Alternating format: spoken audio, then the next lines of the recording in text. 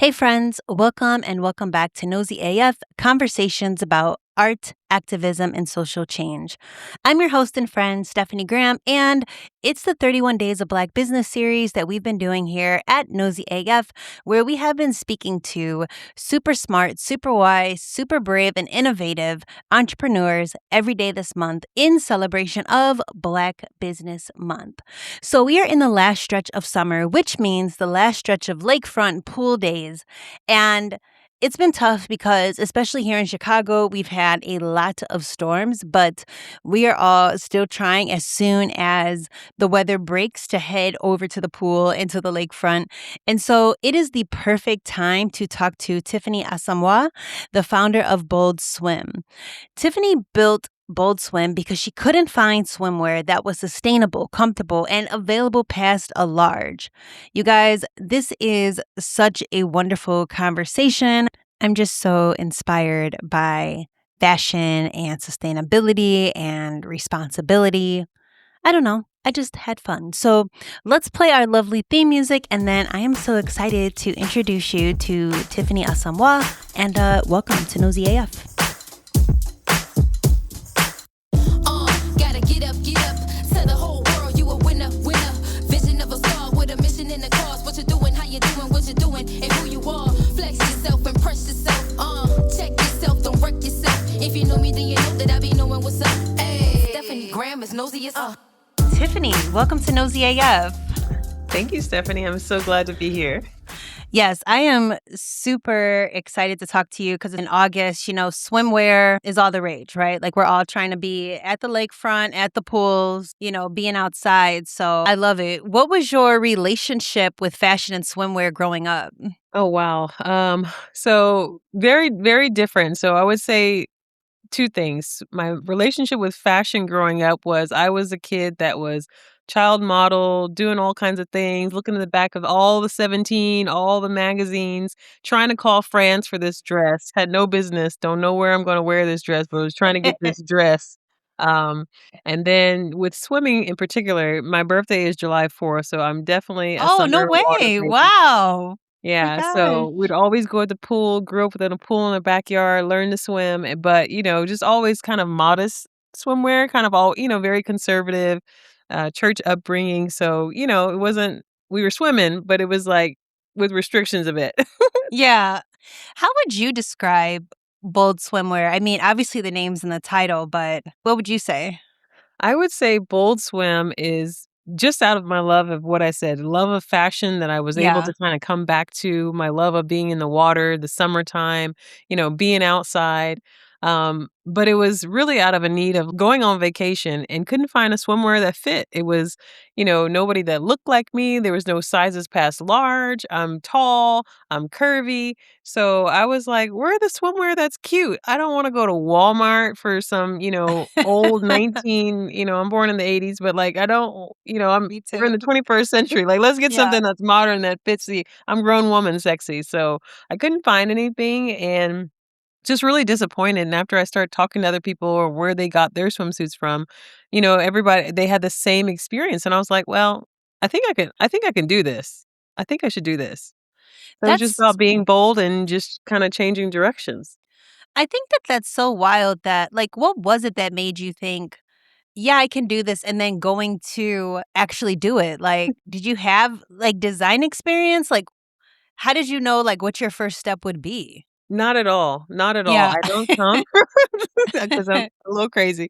Yeah, I didn't have any fashion experience when I started this. It was just literally I'm like, "Okay, so if I'm gonna do swimwear, what does that really mean, Tiffany? Like, what does that really mean?" I have a creative background, like I said, kind of circled back into getting into fashion, but I've always drawn. I'm a photographer first, Yeah. before I started this brand, and it was really I had the opportunity to learn from somebody near. She was a tailor, and I was like, "Can you make this swimsuit?" And I just asked her and I just watched her do it. She taught me a few things along the way. I was able to ask better questions of manufacturing.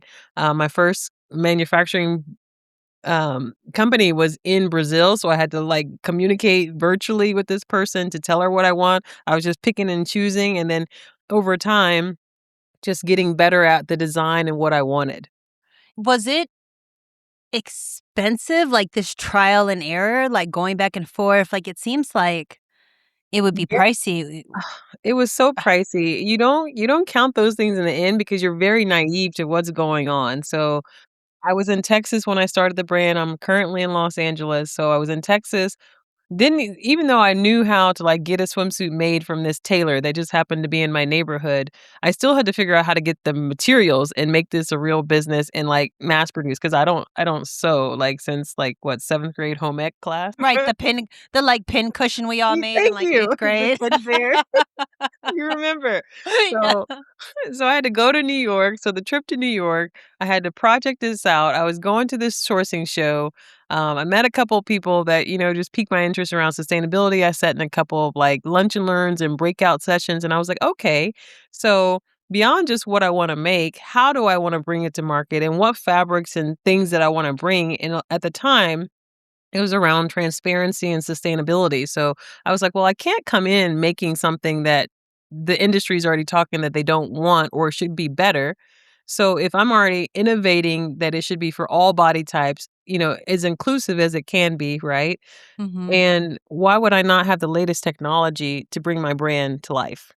How did you even learn about sustainability? I feel like it's such a fashionable term right now, like, yeah, maybe is it Forever 21's fault with the whole, like, fast fashion and then the sustainability? I only knew that term, like, in interior design, Mhm. but, like, now everybody's like, "Oh, sustainable, sustainable." Yeah, and I think there was a few brands around at the time, and like I said, it was like where your materials come from, where you're sourcing all these things. So it was around people like having QR codes to like have full transparency of like, this fiber came from this country, blah blah blah, and sustainability. So the first time I really had full conversations around it was when my first trip to New York to get sourcing and find vendors to supply the fabric. And I started doing reading and researching about it. And of course, it's greenwashing. It's still greenwashing to this day. Um, because What's there's a what's few greenwashing? so it's just a marketing term that they use, a buzzword that they use. Not that sustainability is not achievable, but we all, even my education and knowledge of it has changed is like sustainability. And then the UN has goals where it talks about what sustainability is from Oh, the industry perspective of manufacturing, right? Which fashion is manufacturing. And they're about equal pay, equal rights, use of water and energy, materials that regenerate. So it came out of that and learning what fabrics were available that were not forever chemically treated, that had toxic dyes, that are not certified materials, those type of things where they're just made any kind of way. Or sustainability talks about how that custody chain, those logistics are all followed in rules and regulators and compliance, basically. oh, wow. Because my follow-up question is gonna say, like, "Why should we care?" But all the things you listed is like, "Why?"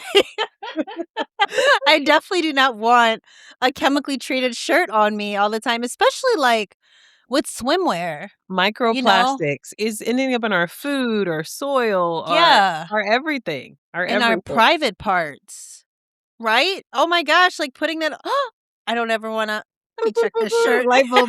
Yeah. You're like, "Oh my god." Oh my gosh. Okay, yeah. Yeah, so it just like it clicked to me that it just is like, okay, so if I can I do something better? What is available? We can't get away from all of it, right? Things are packaged in plastic and okay, so let me not package my swimsuit in plastic when I ship it. Like going down to like every part of the operations of the business is what I had to get really good about. What programs were out there that made sense, who was just collecting badges under the name of sustainability without any governance, who was checking all of this, right? It, Yeah, it took the world by storm when it started happening. And, I participated in some of those things unknowing. But when I started getting better at researching and really reading, I was like, absolutely not. I can't be attached to this. I need to just show people that it is possible, but we also have to force legislation and change, blah, blah, blah, to get the real structures in place where this is actually feasible, achievable, attainable. Because what fashion has taught us now, like you mentioned, the fast fashion brands, is that a shirt should cost $4 and it should be okay. That's not, yeah, I mean, in manufacturing, yes, volume brings price down, supply and demand, right? Economics yeah. 101. However, we know that the people that are making this shirt for $4 are not getting paid properly, Yeah. right? So Yikes. human labor, slave labor, child labor, bad facilities, right? We know of them around the world. We know of the global south getting a lot of the trash that is not bought in stock because it's not, consumed. So it goes to other countries and they receive it for income, but it pollutes their environment. So it's like this whole chain that's just really connected and unseen for the better part of it. Yeah, it really makes me sort of sad now. Going thinking about, like, the lakefront, like, all the kids running around. I'm gonna be like that auntie, like, "Come here. Is your swimsuit sustainable? Right. Where's your mom?" Oh my gosh. Yeah, geez. Yeah, we need to, like, be better about Hmm. thinking about where our fashion comes from. I also blame Instagram, I think, because I remember seeing a girl who's like, "Oh, yeah, we can't be repeating outfits on Instagram," and it's just like, Why not? yeah, why not? I know. Who's watching you? Like, change up your top, change like, I love thrifting, so I love, like, finding unique pieces and wearing them different ways. I don't care Yeah. how many times I wear it, like, my imagination is not limited to just, "Oh, this was one outfit that I just did for this day." So how long has, Bold Swim been around? We've been around since 2017. Wow, that's a minute. Yeah, so what, 9 years? Yeah, 9 years. What was your first collection like? Oh my gosh, it's so embarrassing. You're really being nosy, Stephanie. Oh my god. Um, and it's good because 'cause I've never been asked these questions, and it's always funny story because, you have your polished version, your interview all the Ye different version of, like, Oh, of course. of the marketing, but, my first collection was horrible. It was horrible, and and even I'll tell you my first collection in Texas and my first collection in California. So my first collection in Texas was a tailor who helped me make these things. It was I loved it. I was like, "I'm doing something in the world. Yeah, I mean, you produced a swimwear collection. That's Woo!" pretty And impressive. thank you, and I had all the neighborhood ladies coming over to model for me, so I was like, "I got this. I got this. Imma get some models together. I'm already a photographer. I got this. Imma do it." When I look back now, I was like, "Oh my god." So it looks just like the worst, sorry, Zara or H&M something other fast fashion swimsuit that you can think of, right? Yeah. And then my collection but that got me started. And then my collection in Los Angeles was a little bit more custom. I was trying to bring a lot of like the African culture and like using Idinkra, making something very custom print. So I had to figure out how to do custom prints. I had to do all I was learning too much, doing too much too fast. And the collection wasn't a collection. What we know of a fashion collection is like the color schemes go together, the patterns go together, so it was just seamless. This collection, girl, was all over the place. It was like 7 different things, and I had them on hangers. I could only have and only had enough money to, like, get these produced and then, Yeah. see if anybody wanted them, so when I got to Los Angeles, I would go to, like, every yoga studio, every fashion thing that made sense, and I was like, "Hey, anybody wanna buy these or let me set up to, like, market my stuff?" I was using leftover fabric from Joann's and all the place I was just trying to put something together. Oh my gosh, I love it so much. And also, like, did you ever feel cringe, like, putting yourself out there, going to a yoga studio saying, "Does anybody wanna buy my Mhm, swimsuits?" mhm, mhm. I did. I was that's one thing, that yes, definitely felt cringe, definitely felt like, "Ooh, I don't know if this is gonna work," and coming from Texas is a different fashion aesthetic than coming to Los Oh, Angeles, so sure, sure. I was definitely in transition in a lot of things, so it was like, "Okay, I don't even know if they're gonna want this, but I'm gonna still ask because I'm already here. I did this. I said I'm coming to do this. We've moved here for this. I'm doing this." So definitely cringe until it started to hit. And then I got into abandoning that collection, got something a little bit more like I relearned the environment where I was, how people moved around in the city, and what they're willing to wear. So the first real collection after that, I was doing a lot of the testing and market fit was like a halter top and just regular bikini bottoms. And they were like, plain, it was red, it was pink, and it was green. that collection took off. Um, Okay. yeah, so it really gave me more confidence to be like, "Okay, so I'm not as cringe as I thought. I just need to refine some of what it looks like." What is that research process like for yourself? Like you said, you came from Texas to Los Angeles. Did you move to LA just for the business? Yeah, I did. Oh, okay. Yeah. Wow. What prompted that over like New York or Just the atmosphere, like, so the first time when I was making the decision after I came back from the sourcing, conference in New York, I was like, "Oh, I love New York. It's my first time in New York. I really love the city." It was a lot, because obviously Texas and, New York are different, but I still love the energy of New York and everything, all the people I've met, everything I was learning, and then when I came back to Texas, we had the choice of going t obviously California, New York, and I was like, California, because to me it made more sense because it's by the beach, the weather's more fair, and it just agreed with our lifestyle. So it was like, yeah, let's do Los Angeles because it's fair weather. It makes sense for a bikini brand. It makes sense for where I'm trying to fit in the market versus New yeah. York, which is funny because I have a lot of New York customers. But when you're like researching, I think I go back to equating with interior design a little bit, when like the whole wayfinding of seeing how people maybe in a neighborhood or like in a specific building culture interact. How did that like apply to your process for researching for your swimwear? You said you were sort of like watching how folks in LA moved around and stuff. How was that, like, translating into, like, "Oh, okay, this can be a design?" Like, I don't know, it's a weird question to ask, like, about, like, the inside of your thought process, but Yeah, no, it's a great one. Like, I think just like, okay, so if I'm gonna make a swimsuit, right? Mhm. I did the mistakes of the before, right? Yeah, Okay, material, style, cut. And if I only have limited resources, what is the style that I can bring that many people will wear? yeah, yeah, So it was definitely a one piece, right? The standard two piece, and maybe something with shorts.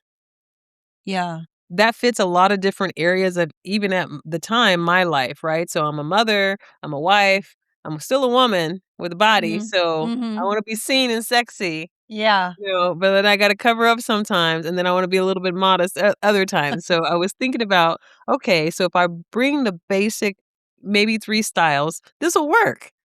And then yeah, also, just like we went talked about the fashion is and not, repeating fashion, how can I make this more than just an occasional purchase? And because people are half naked in Los Angeles or crop tops half days or going to yoga, Pilates in the afternoon, I want them to wear this all the time. So if it's a yeah, halter top, they can put it over their yoga pants. And then if it's like a triangle top, they can put it under a nice, I don't know, t-shirt to have no bra kind of day. yeah. So I just really learned and watched what people were doing, and then I was doing these things. I'm definitely a yogi, so I was doing these things anyway, so I was like, "Oh, this makes sense." And in the first model shows or trade shows that I went to, showcase the brand or do shoots for it, people were showing me how they were interpreting my swimwear. So I'm thinking it's just a bikini is a bikini is a bikini. No, people were putting it under underwear. They're like, "Oh my god, I can wear this as underwear. Oh my god, I can wear this as shapewear."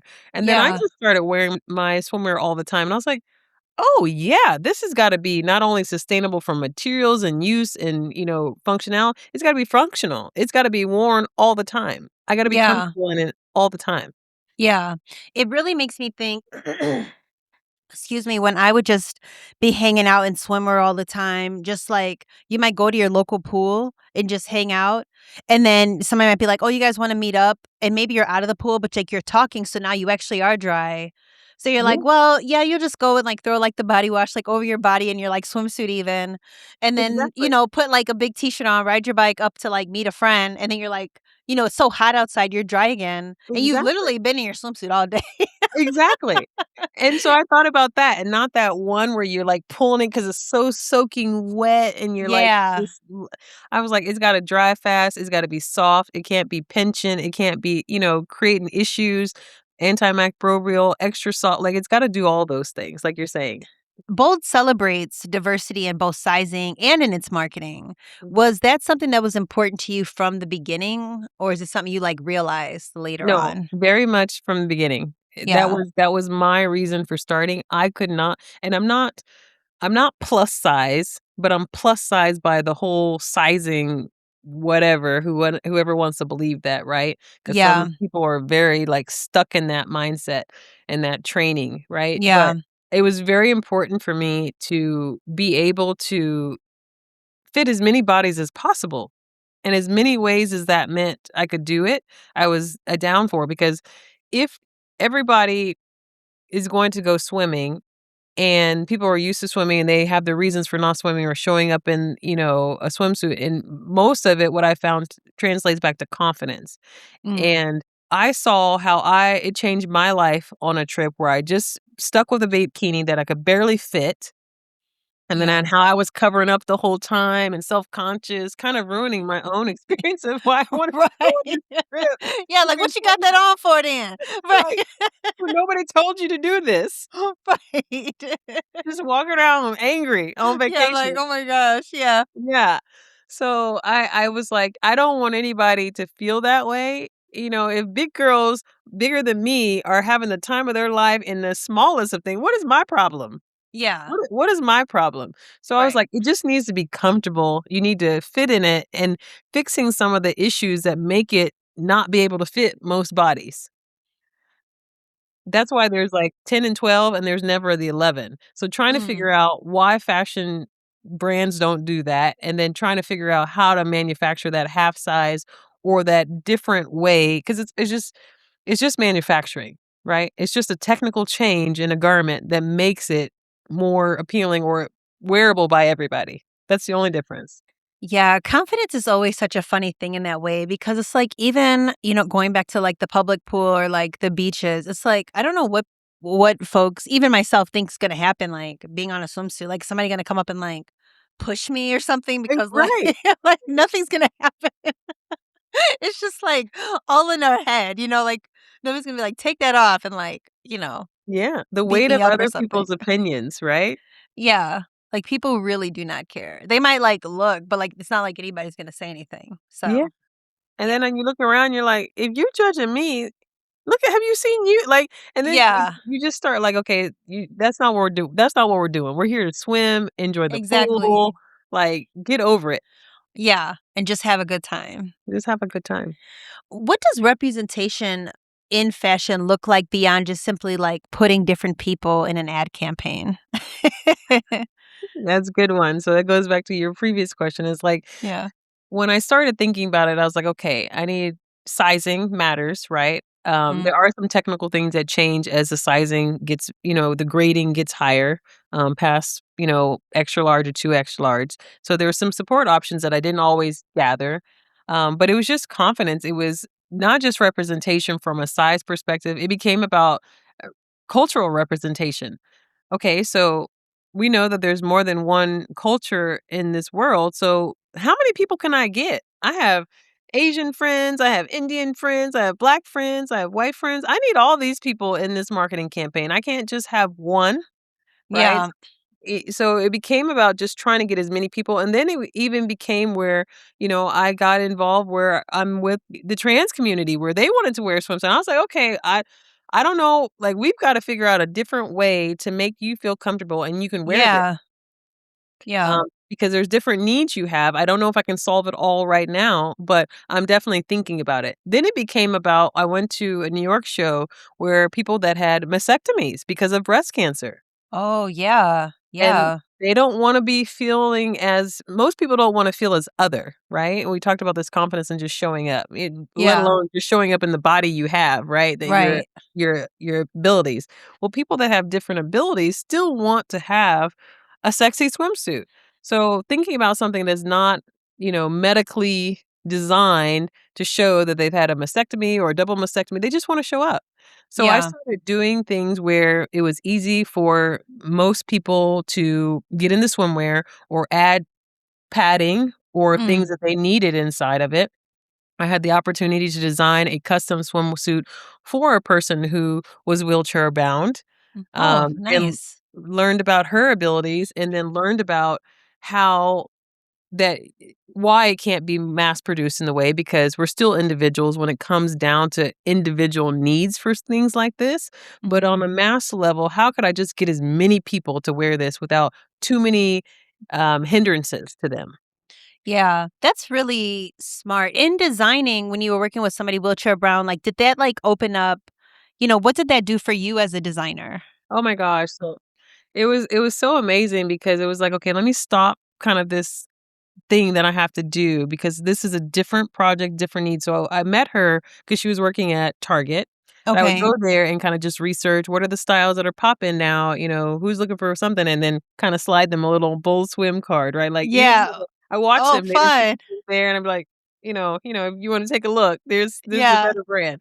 But she was working there and I was like, hey, I'm sorry if this is very personal, but do you swim? And she's like, yeah, I love to swim. I said, okay, full transparency, I'm a designer. I would love to design a swimsuit for you. She took me up on the offer. We talked about where her needs were, what she could and couldn't put on by herself, what she wanted. She wanted something she could put on by herself and not always have her helper do. And I was like, Yeah. okay, so what is a better thing? Based on your needs, this is what I think I can do. Yeah. And we went through the whole process. I think it took about 3 months to actually from concept to design and made something for her. And it just the day we did the fitting and tried it on, did a photo shoot, I'm even tearing up thinking about it. Like her face, her helper's face. I mean, she was just floored. She had a swimsuit that was designed specifically for her needs, and she felt comfortable, sexy in it, and just dolling her up for the day.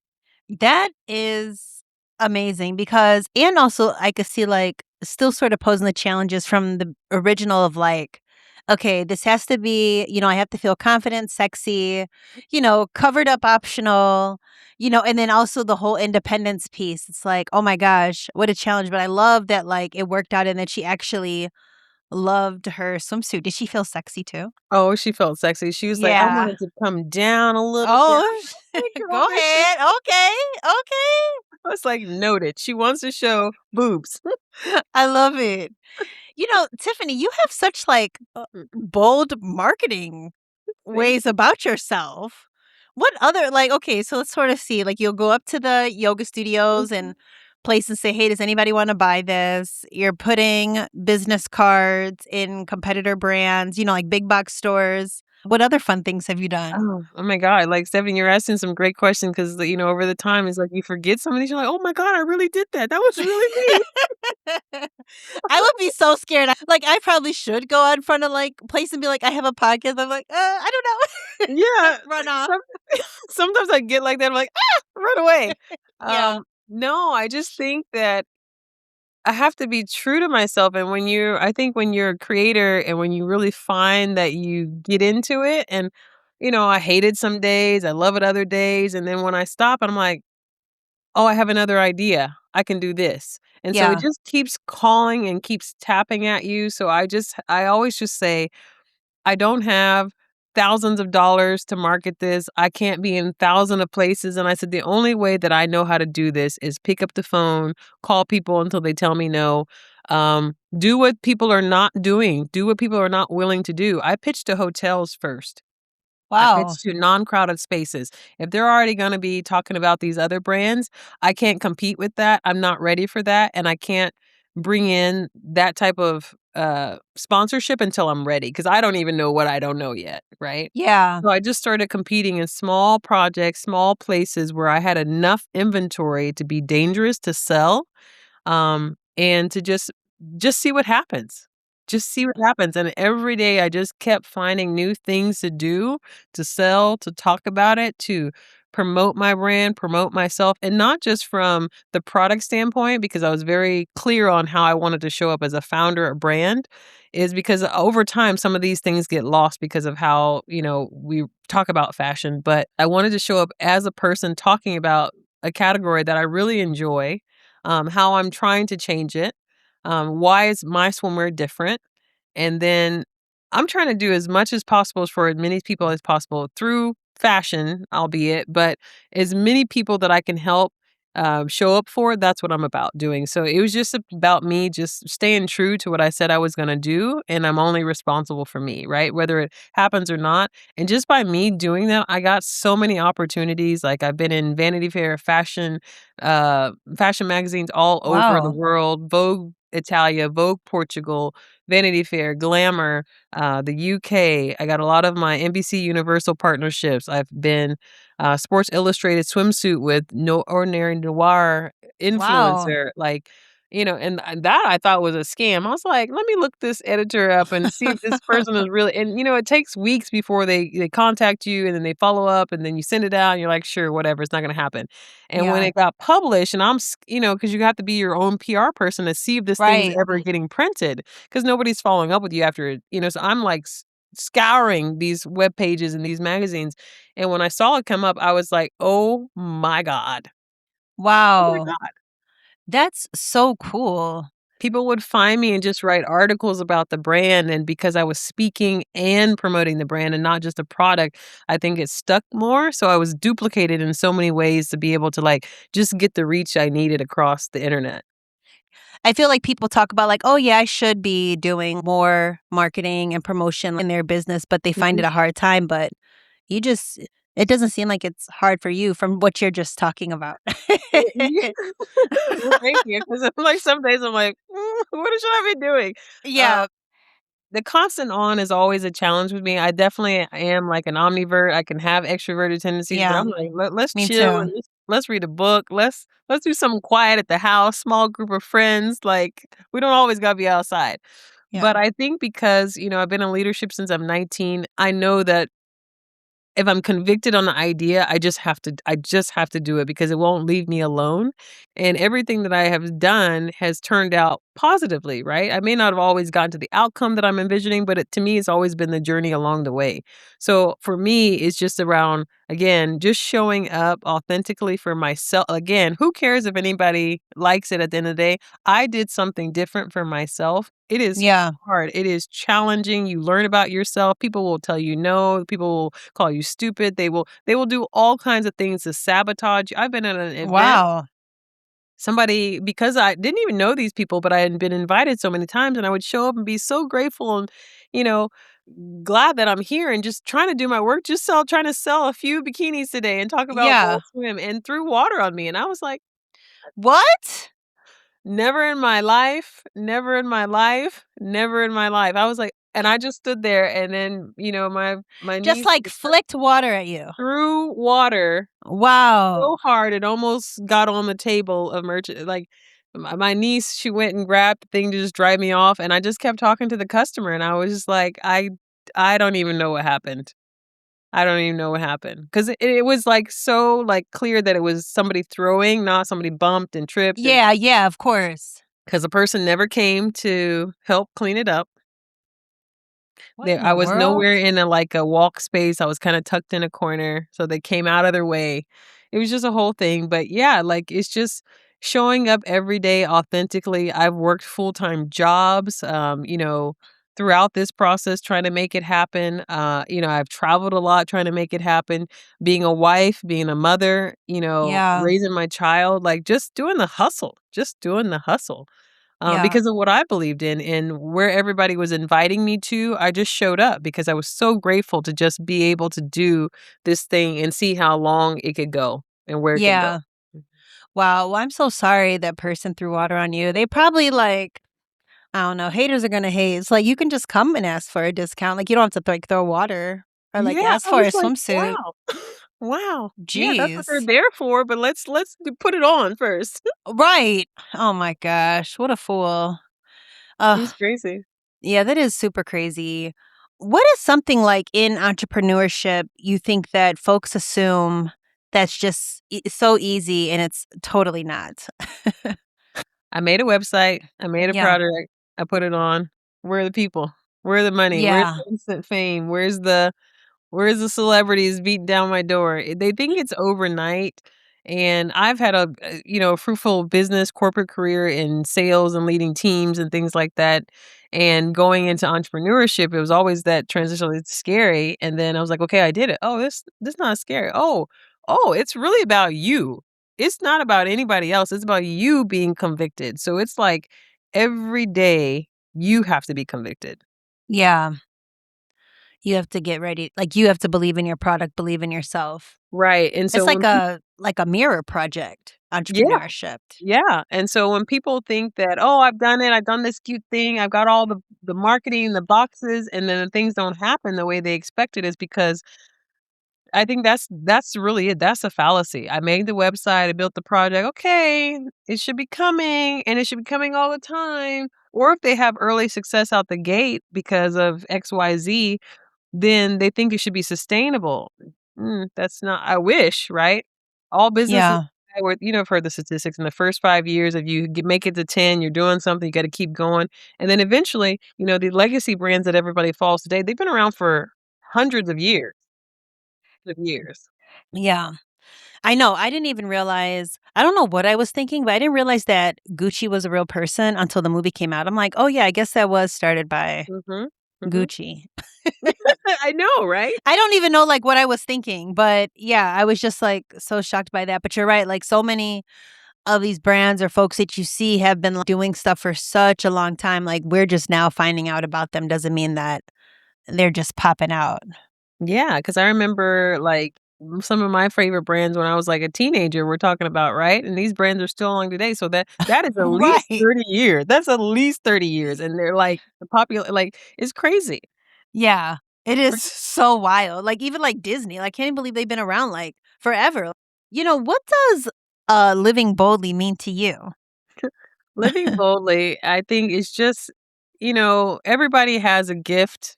Some of us answer the call, some of us don't. Some of us you hear it, but we're not sure what it is because it may be something completely different than what we're doing or what we've been told we have to do or, have to do. So when we hear it, living boldly is just answering the call and just showing up every day. Every Yeah. day. 'Cause nobody is gonna and if you don't do it, and I found this to be true so many times, if you don't do it, that gift will go to someone else. Where do you want bold swimwear to go? Like, do you want to expand? Or would you do a Walmart line? So funny enough, so I've been in a few different retailers, and that's always a goal when you're independent emerging designer or all these things.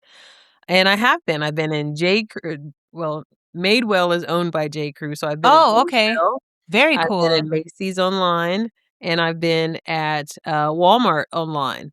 So I've Oh, been okay. able over some time to kinda separate the brand from its core kinda demographic, that boutique, that fashion customer, the sustainable customer into the fashion and price conscious customer, but I had to do that after some time, right? You can't like cannibalize $150 bikini for the 24 style, right?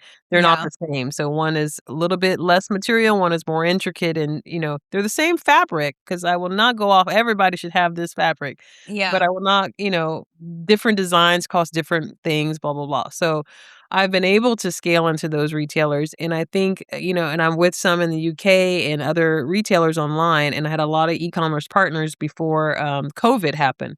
A lot of COVID took a lot of those retail partnerships away. Mm. Some of the commercial partnerships, the Love Island, I'm still one of their vendors in the Love Island shop. So a lot of people kinda Like the died TV after. show Love Island? Mhm.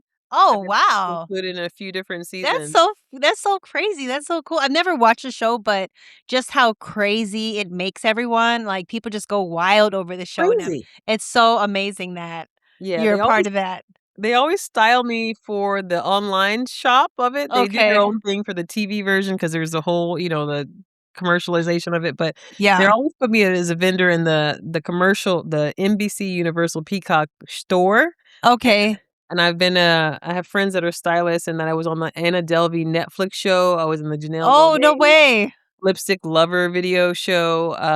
Where's another yeah, so I've been in a few my styles have been in a few music video styles and then TV and across the web, but yeah, like, it's just I would do it again, but I feel like once those partnerships COVID took a lot of that out, and then people weren't able to survive after COVID, and then Mm. even after COVID, all the, Black Lives Matter support, that kinda dwindled down, and, people lose attention for whatever, right? Yeah. So, even that aside, retail partnerships are very hard because if you, even though they invite you to be like a drop ship partner, if you're just online, or even if you get the in-store one that may be only one store. And stores now, because people have lost their footprint after COVID, coming back, if you notice, stores don't stock as much as they used to. It Yeah, more no. looks like a showroom. So they're not buying from designers. And when they Wow. buy, it's like 60, 90 net term days. So you don't get paid until forever. Now, if the returns on how they treat their customer matter, right? Because it'll impact your brand. And if you don't have the marketing spin once you get the partnership to be in the physical store, meaning you don't have the money that Ralph Lauren has to have that whole corner of Dillard's, right? Yeah. Yeah, You don't right, right. Right? You don't have that whole tea stand of Macy's when you walk into. You don't have that front wrap. Do you have the shelf space to put all the banners around it think about it, I guess that analogy plus a makeup counter. Lancome, Estee Lauder, they have big signs, Yep. Fenty, whomever, they have big signs everywhere. If you don't have the money to do all of that, plus be in there, plus stock all those units, Yeah. You're just messed up because I'm sort of laughing as you're describing this because I'm like, my little line would just have you'd be just be smaller. 3 things sitting on a rack and, like, no banners. Yeah, people be, like, misplaced, right? And they Yeah. don't do that because the store is allocated by they want people that are gonna come in their store and shop because they have the best assortment of brands, right? That's why Yeah. Bloomie's is different than Macy's, is different than Walmart, that's different than Dillard's, it's just different than all these places, right? If they don't have the inventory or the designs that make people come in, they're not going to stock you. And if you're not showing that global sales skill that you can inventory that you can support that, they're not going to do anything. And because these brands have been around for, X amount of years, these are the brands that people have been trained to acknowledge. Yeah. Even if some people want something new, they have taught their customers they have flexible return policies. They can turn it back upside down, inside out, purple, blue, dirty, worn, tags on. Think about when people went to Beyonce's concert and had all the cowboy hats and the silver. Those Yeah. things were shipped back to Amazon the very next night. Like, Right. so it becomes where you can't eat the costs of a retailer Yeah. as a smaller brand. Yeah. So, the smartest thing that I learned, hard lesson to learn at times, is that not all brands should be in these major retailers until you get to a certain point, or depending on your demographic and who you serve and who I serve, that's not even my the people that would shop normally there are not my people. These Yeah. people go to Target for a real quick run-in. A Target run is what we call it. Right, for real, yeah. We're Yeah. running in, getting something quick and cheap. I'm not cheap, and it's not quick, Yeah. Yeah. right? Well, You want it to fit. period. Yeah, for sure. Really quick, is returning clothes like that, is that sustainable? Is that like, if you think about sustainable fashion, should we be doing that? No, it's not, but we live in a system. I think about purchases like, am I gonna wear it more than once? Can I sustain this price at $50? Does it have more than one use? Can I dress it up? Can I dress it down? Um, or is it just a one-time use? It's gonna be dated by this fabric, it's gonna be dated by this material, it's gonna be dated by this style, and I'm never gonna wanna look at this thing again. The return is just as much as a purchase. The packaging has to come back, the fuel that it costs, the bag, all those things, it has to be processed once it's received. Can it even be sold again? Yeah. Swimsuits, if somebody puts the hygiene liner and I get it back and it's crooked, what am I doing with this? I'm not Yeah. reselling this. And then so how do I dispose of this garment properly because I can't resell it? It's Right. unsafe to resell it. So we have unused clothing for this reason, right? So now it has to be destroyed. How can I destroy it as a smaller brand that has less bulk volume of waste? So where does it go, right? So the fabric that we use after, is going to end up in landfill. So even if they don't return it, they just keep it, throw it away. They don't care. It acts as a biomass, so it degrades 5 times faster than what a normal nylon polyester would in the landfill conditions. It creates Okay. kind of like these, biomass conditions. It releases gases and degrades. So it's more healthy, but again, we're talking about one fabric that one brand uses across Yeah. a whole bunch of things, Versus right? everybody else. Oh my goodness. Okay, guys, no more returns. No Yeah. more returns. Because if you didn't want it, why are you returning it anyway? Buyer's remorse, but that's what they, you know. Yeah. Yeah, I worked on a film where the production designer, she was heavily against return. She's like, because people will return things to, like, make money back on their movies. She's just like, "No, find somebody to give it to, like, give it Yep. to" maybe a crew member might want these set of bowls or something like that, but just try to reuse it. Like, she's like, "I'm not down for returning it." And it really gave me perspective because, I hadn't seen anyone ever put their foot down like that before. It hurts the brand. What I've Mhm. learned is I didn't proactively include it in the packaging, so I removed all that waste that you get when you get a package. I made it just bare bones. You've been waiting on a swimsuit, you wanted this swimsuit, I'm giving you the swimsuit. You can Yeah. still contact me, there's a little thank you note, but it's thank you, this is about the brand, here's your swimsuit, there's no order receipt, you got the email, right? Yeah. Way to exchange it and get in touch, but there's none of that extraness that prompts, to me, the mentality of a buyer's return. Yeah. That's really smart. Mhm. My last question for you is, what advice would you give to someone who's sitting on an idea, um, because they don't feel like qualified to pursue it? Aha! You couldn't be more qualified. You couldn't be more qualified. Oh. Um, you have to do it. It was given to you for a reason. This may be your purpose, and even if it doesn't work out, you tried something, you did something new, you surprised yourself, and what's the worst could happen? Failure is on the way to success. Mm. I don't have a technical fashion background whatsoever in my in my body. I just like fashion. I study it. I surround myself with other people. When I moved here, they looked at me and didn't know what I was. They're like, oh, this girl's weird. And they're technically trained and they're not doing anything close to what I'm doing. And I'm Yeah. so surprised when they went Yeah. to school and fashion and did all of this stuff. And I'm doing everything that I would think that was their dream that they went to school for. Yeah. You So have just do to it. just do it. Wow. That's really great advice. This has been so much fun and so educational. I'm glad. Tiffany, how can the community support you in Bold Swim? Well, you can support us by following us on Instagram. We restarted our page after we got hacked because people want Okay. to copy our names and do all. Haters are gonna hate.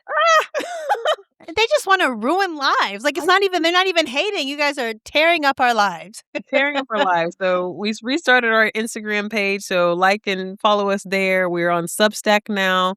Mm. We are so that's more of the personal design journey for me. You can follow us on the website. You can purchase a swimsuit.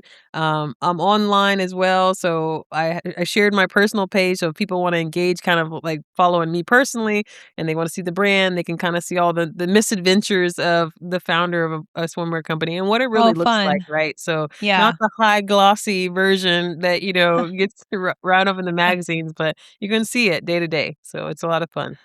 I love it. So it's not just all pictures of you, like, resting back on your elbows with, like, your bikinis on. Exactly.